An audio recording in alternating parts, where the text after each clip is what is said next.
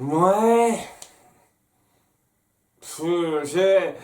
J'ai envie de dire que c'est un autre cas où on a un demi-épisode pas mal et l'autre médiocre, mais c'est limite pas mal quand même, hein, le premier segment. Hein, c'est quand même forcé sur beaucoup de points, hein, donc on va dire que ça va encore dans l'absolu. En tout cas, ouais, ça commence avec un segment sur Star qui a des problèmes avec sa baguette parce qu'elle invoque ces créatures qui sont malades, etc. Et donc, elle veut en parler à Glossaric. Glossaric qui est à peu près acceptable dans cet épisode, même s'il y a un gros problème pour moi dont on va pas tarder à parler. Mais voilà, quoi, il est là pour essayer de la guider sur comment faire pour nettoyer sa baguette, puisque voilà, il y a quelque chose qui l'infecte. Sa baguette et pour ça il faut entrer dedans hein, par magie hein. D'ailleurs au passage c'est super inconsistant cette merde là, mais de toute façon tout est super inconsistant, ne serait-ce qu'avec l'épisode précédent. C'est peut-être aussi pour ça que c'est pas passé en France hein, cet épisode là, parce que ouais il y avait on présente l'intérieur de sa baguette comme étant une espèce de coins ou crèches, les espèces de créatures qu'elle peut invoquer à sa guise. Mais là maintenant, c'est plus du tout ça. C'est l'intérieur de sa baguette est lié à sa mémoire, donc c'est une espèce d'introspection d'elle-même, mais dans sa baguette. Sauf que c'est pas totalement lié à sa mémoire comme on le verra plus tard, donc déjà c'est une mauvaise présentation. Et ouais, ça donne clairement pas l'impression que ça a été pensé comme ça dans l'épisode précédent où on essayait de mettre en place que il y avait une espèce de ce qui était dans sa baguette, c'était par rapport à ce qu'il vivait en fait. Donc ils sont super pas clairs sur la façon dont ça fonctionne ce truc-là, ça part dans une direction qui correspond pas à une autre. Mais j'imagine que ouais, c'est juste une dimension de poche qu'il y a dans cette baguette dans l'épisode précédent. Et là, j'imagine que c'est l'intérieur purement mystique de sa baguette qu'on voit dans cette espèce de trip, de voyage à l'intérieur qu'elle aura. Sans doute, vous pouvez peut-être voir que ça marche comme ça si vous le souhaitez. Pour moi, ça donne clairement l'impression qu'on pense à ces délires au fur et à mesure, surtout par rapport à ce qui finira par venir. Mais bon, le fait est que si sa baguette ne marche pas, c'est parce qu'il y a quelque chose d'incongru qui ne va pas à l'intérieur, qui l'infecte de l'intérieur. Et donc, il faut qu'elle se rende dans sa baguette qui est censée représenter sa mémoire, mais de façon très onirique, même si à nouveau, c'est pas totalement le cas, pour trouver cet objet incongru qui ne va pas il en sortir.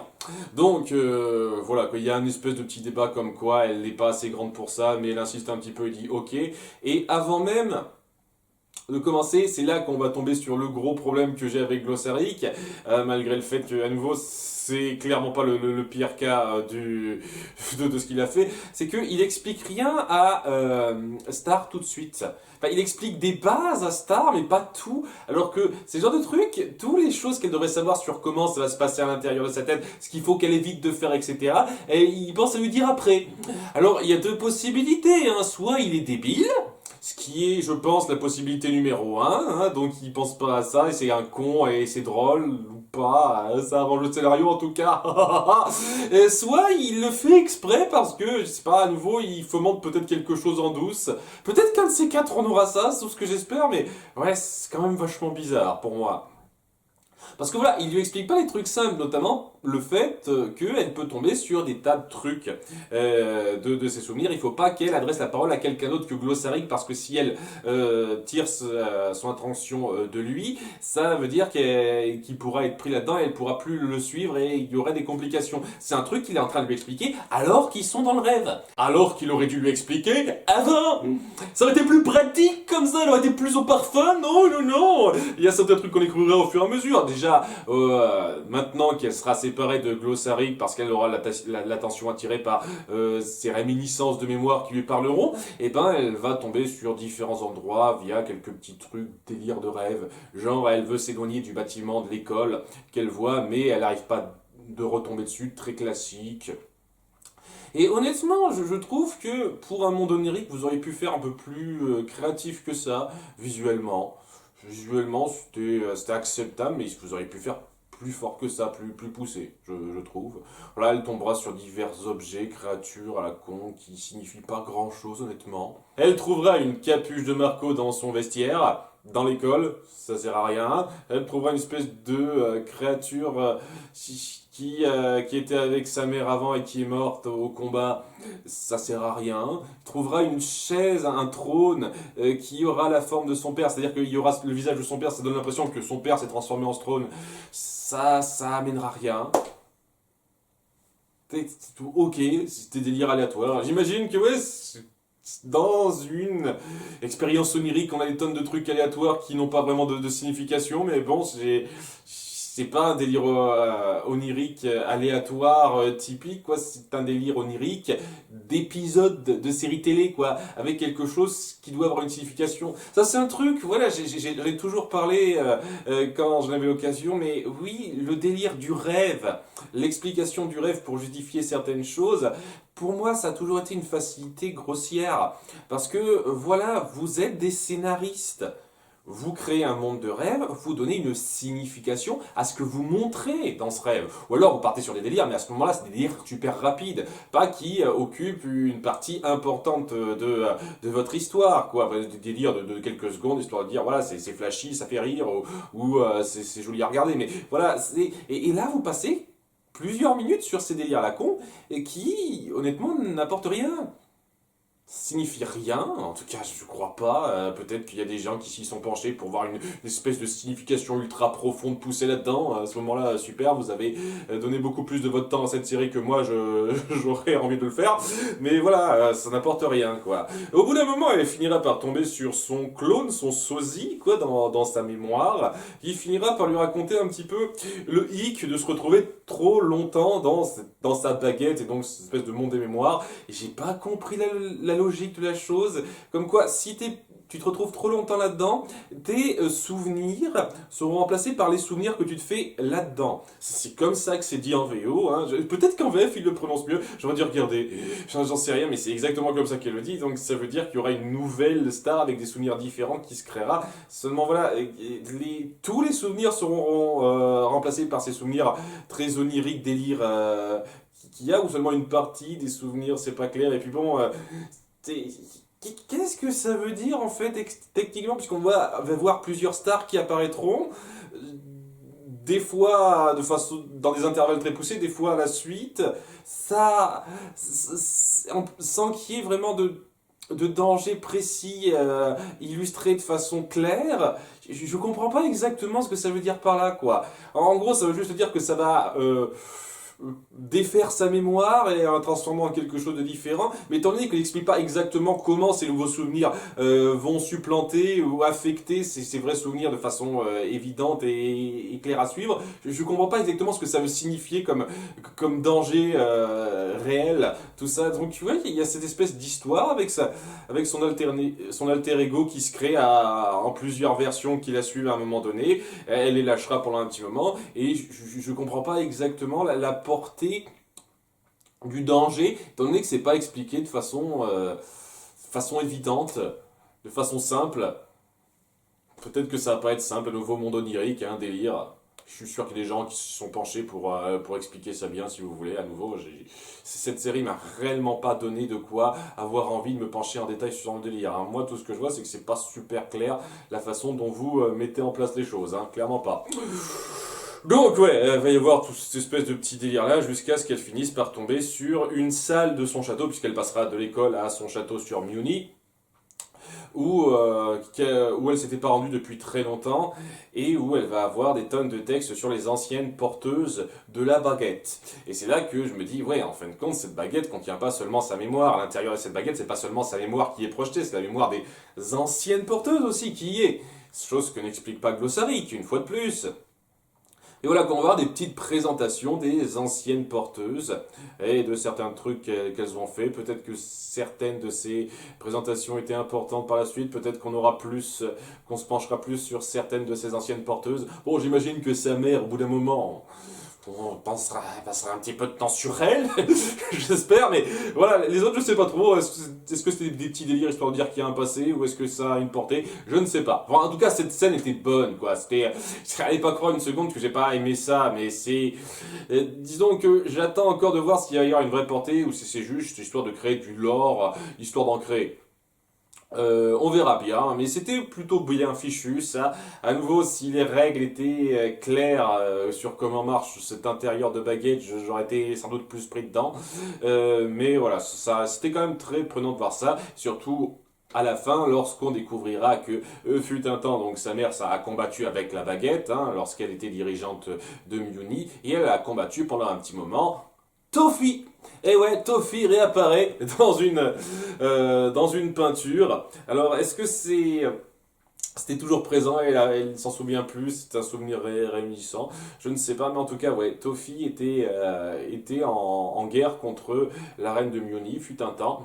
Alors donc voilà, on épaissit un petit peu le mystère, qu'est-ce que ça veut dire? Ça grippe bien, je reconnais, et c'est là qu'elle finit par retrouver Glossaric, comme par hasard, ça arrange bien, juste au moment où elle finit par découvrir le vrai objet qui fait tâche dans cette baguette, dans cette mémoire baguette, qui est en fait le doigt de Tofi. Hein, il y a un doigt qui ressort donc du portrait de sa mère contre Tofi, et c'est le doigt de Tofi qui en sort, et c'est ça cet objet qui fait tâche, euh, qui affecte cette baguette. Bon, déjà, c'est un peu de la chance que ça tombe maintenant, mais ouais, surtout, comment ça se fait que ça tombe maintenant? Est-ce qu'on va avoir une explication à ça? Là, je suis un petit peu sur le qui-vive. Peut-être qu'on aura une explication à comment ça se fait que ce soit que maintenant qu'il y a ce doigt de Tofi qui affecte l'intérieur de la baguette. Parce que apparemment, ce doigt, quoi, que j'imagine sa mère, Astar, lui a enlevé, quoi, lui a coupé avec la baguette, j'imagine. Hein, c'est comme ça que ça a été fait. Et ben, ça doit dater de l'époque où ils se sont combattus. Donc ça doit d'il y a un petit moment. Comme par hasard, ça tombe maintenant, ce doigt qui fait sa petite réminiscence. Ok. Très bien. C'est une histoire de timing, il fallait que ça tombe maintenant. C'est là qu'elle se dit, ouais, c'est cet objet qu'il faut que je prenne. Il y a une espèce de petit suspense sur le fait qu'il y a ces alter ego qui arrivent et donc on a peur qu'elle se perde dans ces nouveaux souvenirs qui pourraient supplanter les vieux ou je sais pas trop comment ça marche une fois de plus. Mais elle arrive à prendre le doigt juste à temps pour se barrer grâce à Glossary qui essaye d'être qui se met dans le danger pour la sauver. C'est pour ça que je pense qu'au bout du compte, il prévoit rien de spécial ce personnage, parce qu'il est quand même impliqué dans ce que fait Star. Il essaye quand même de l'œil du sien, ce qui montre que c'est juste un cradingue stupide. Voilà, donc il est cradingue quand il veut, il fait un peu chier le monde avec ces espèces de parler énigmatique qui sert à rien, et il est suffisamment con pour pas penser à prévenir Star de ce qu'il faut faire dans ce monde des rêves avant d'y aller, mais il veut bien faire. Vu ce qu'on voit en termes d'action, ça donne l'impression qu'il veut bien faire à la fin de cet épisode, donc à nouveau, quoi, ouais, ça aide pas le personnage. Parce que la seule chose, honnêtement, pour l'instant, qui peut vraiment rattraper ce personnage et le rendre intéressant pour moi, c'est qu'il s'avère être quelqu'un de traître par la suite, quoi. Quelqu'un qui a des idées derrière la tête et qui garde son jeu caché pour l'instant. Ça, c'est la seule chose qui pourrait arranger le personnage pour l'instant, pour moi. Donc, cet épisode donne pas trop l'impression que ça va partir là-dessus. Malheureusement.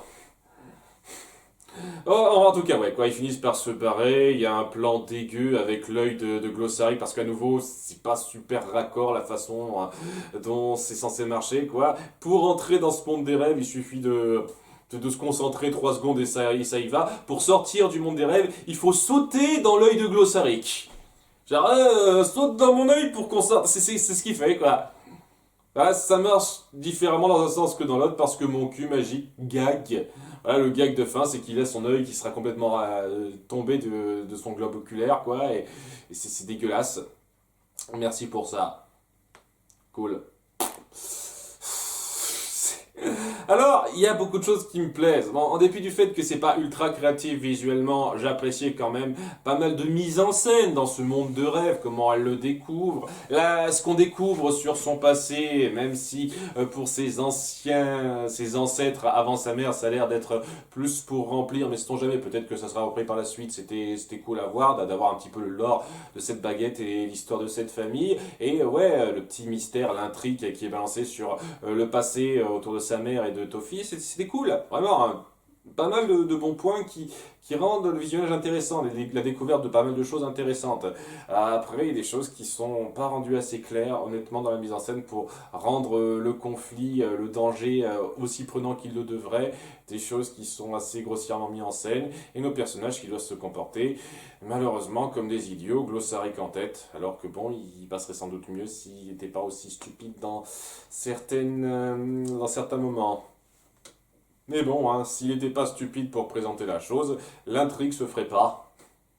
Enfin, elle se ferait pas aussi facilement, sans doute. Enfin, bon, ça, allez, quoi, enfin, on va dire pas mal. Voilà, limite pas mal, correct pas mal. On va dire que c'est ça, cet épisode-là. Le second segment, par contre, il est sans intérêt, chiant.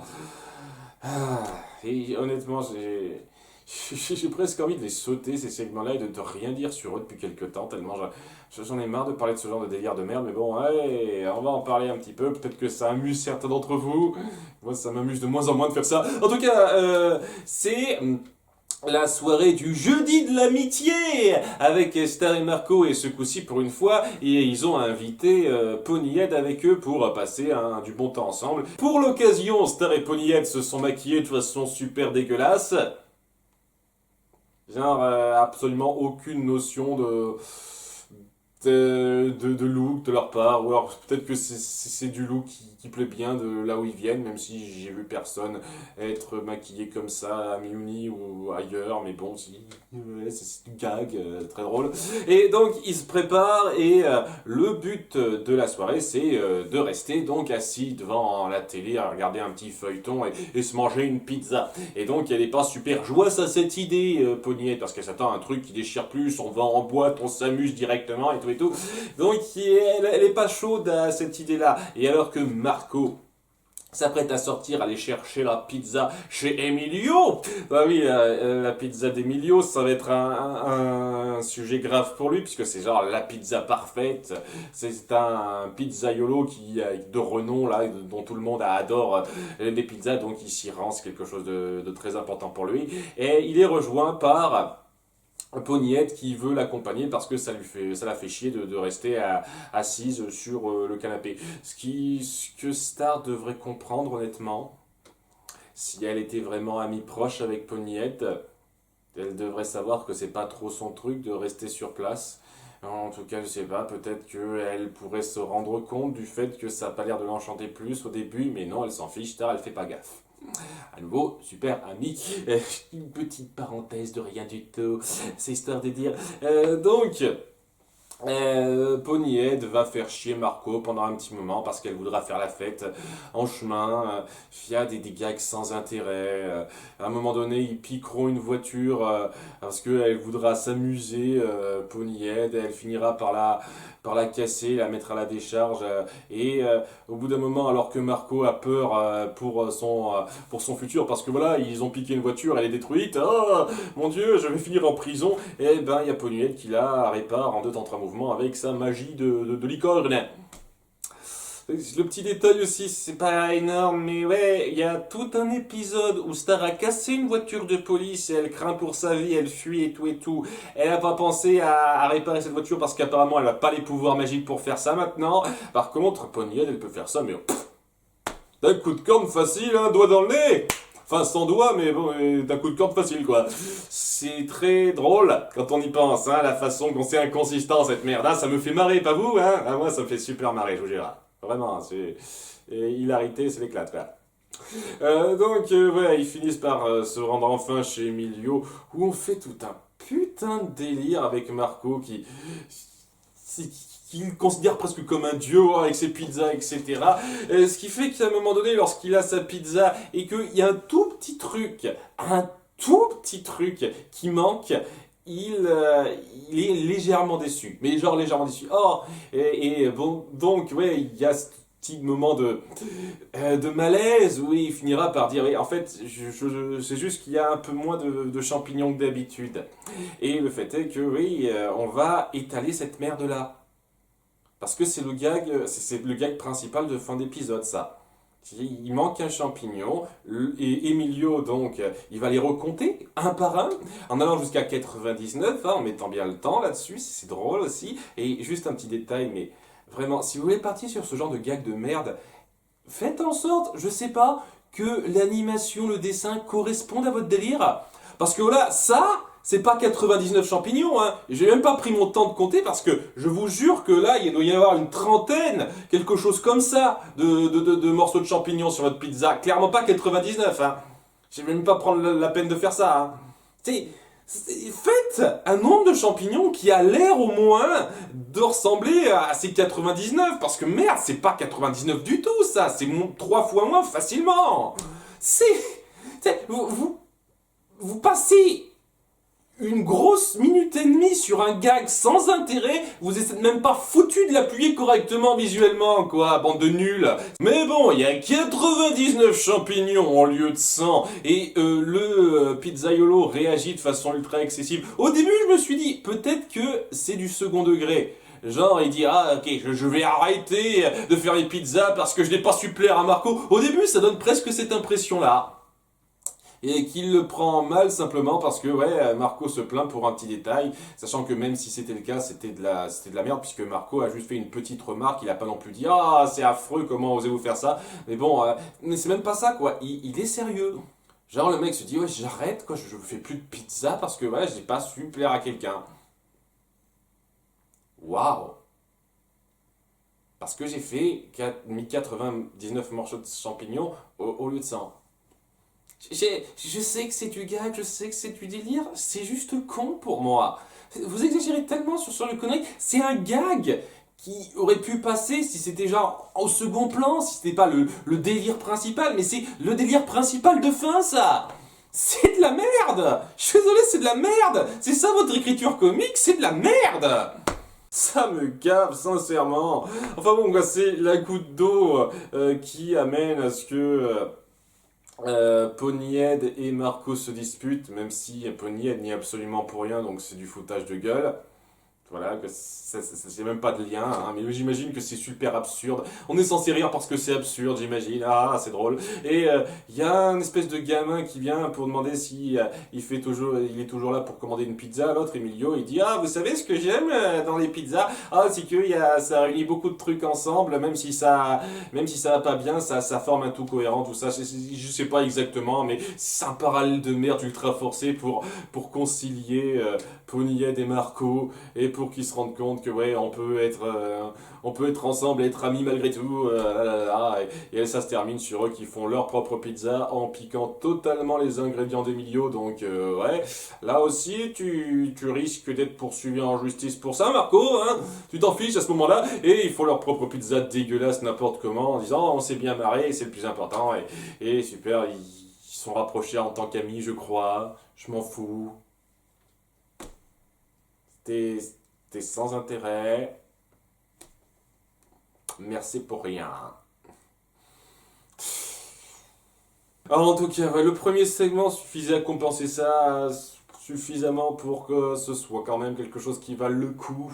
Même si le premier segment n'était pas non plus sensationnel, vraiment, mais ouais, quoi, j'aurais largement pu me passer du second, hein. Après ce que j'ai compris, certains gens se plaignent de la saison 4 parce qu'elle se prend trop au sérieux. Ben, vivement que ça commence à venir, hein, ce moment où ça commence à se prendre plus au sérieux, hein, ce serait cool.